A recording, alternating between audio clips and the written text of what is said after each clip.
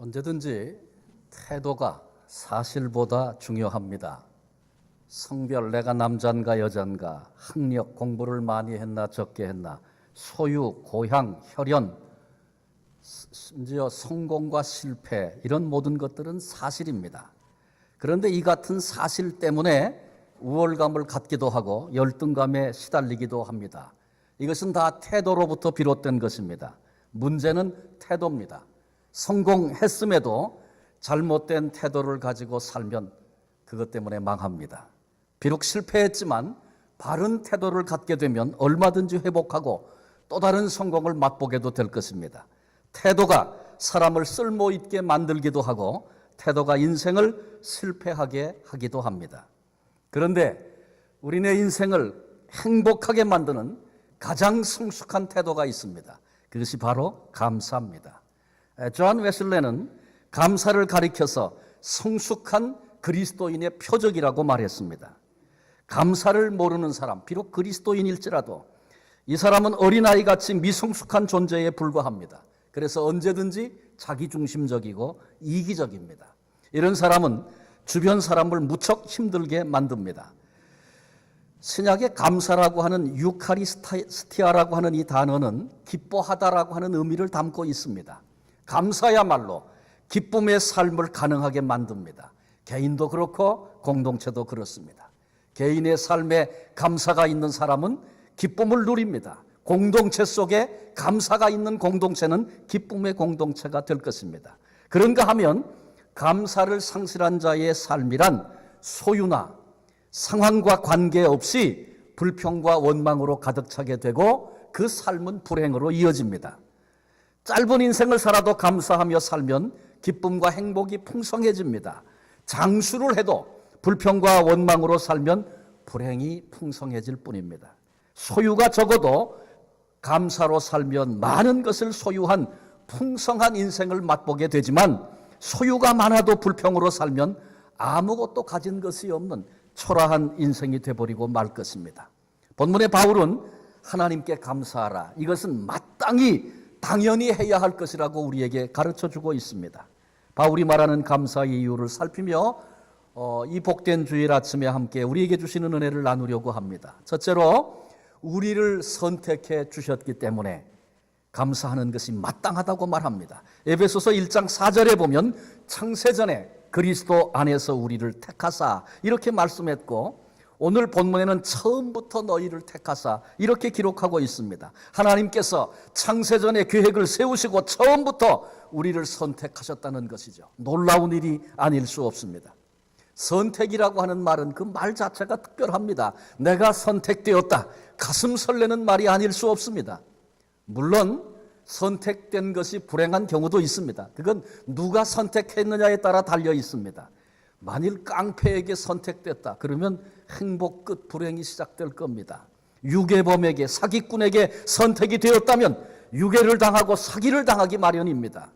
그런가 하면 왕에게 양자로 선택이 되었다, 그렇다면 내가 지금까지 가졌던 능력, 환경, 그런 것은 아무런 문제도 되지 않습니다. 새로운 인생이 시작이 될 것입니다.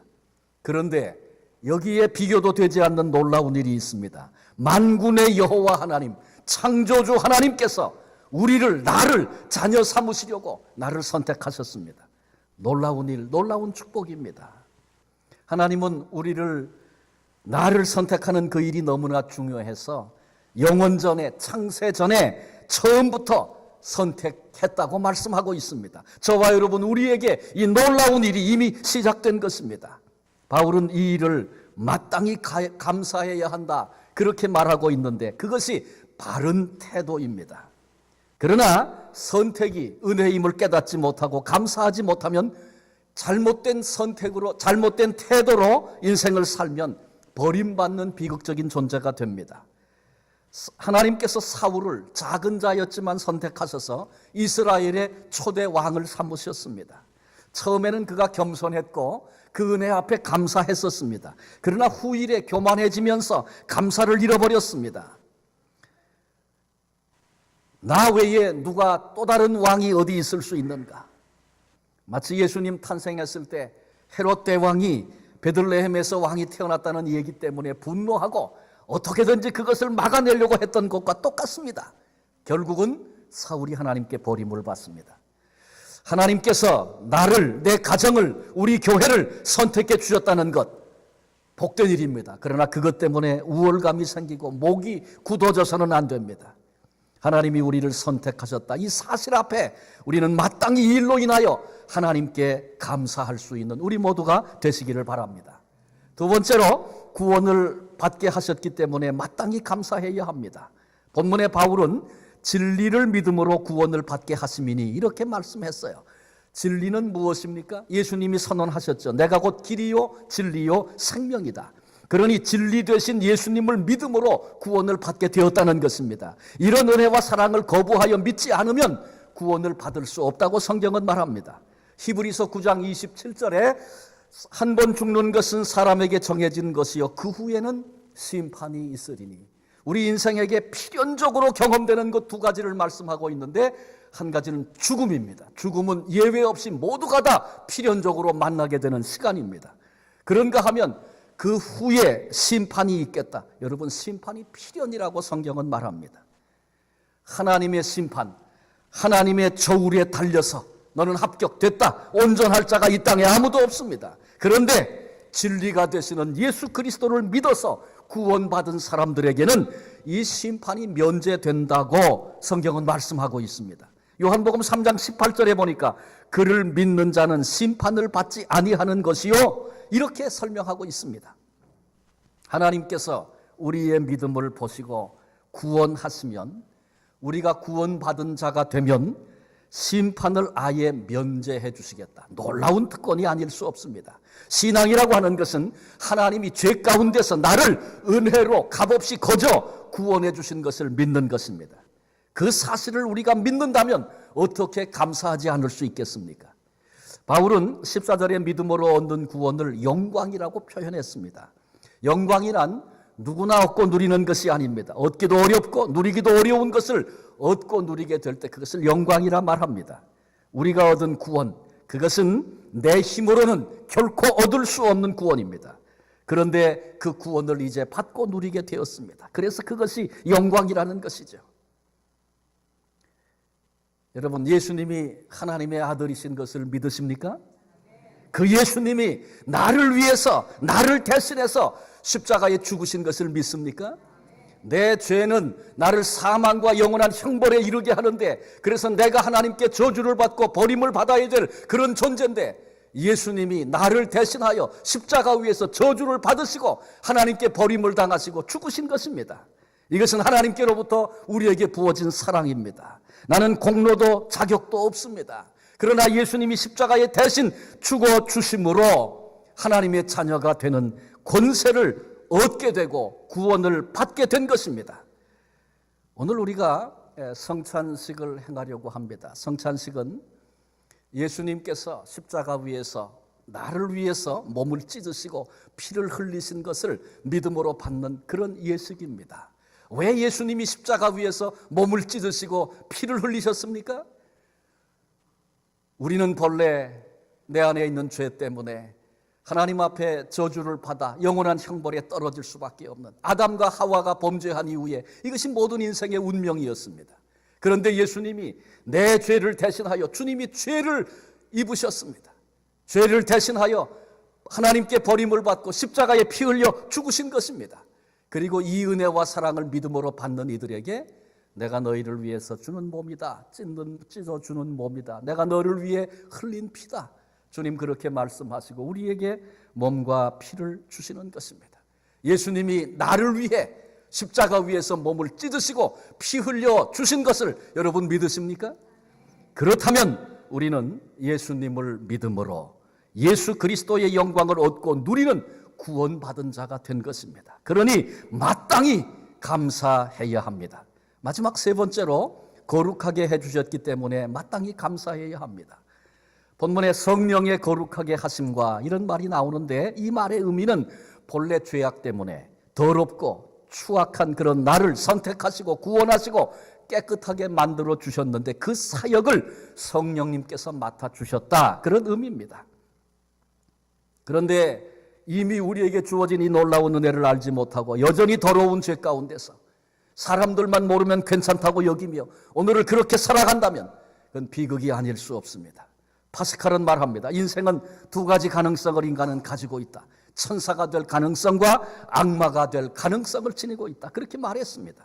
바울도 로마서 7장에서 내 속에 하나님의 법을 즐거워하는 속사람과 죄의 법 아래로 이끄는 또 다른 내가 있어서 서로 다투고 있다고 절규합니다. 로마서 8장 2절에 이는 그리스도 예수 안에 있는 생명의 성령의 법이 죄와 사망의 법에서 너를 해방하였습니다.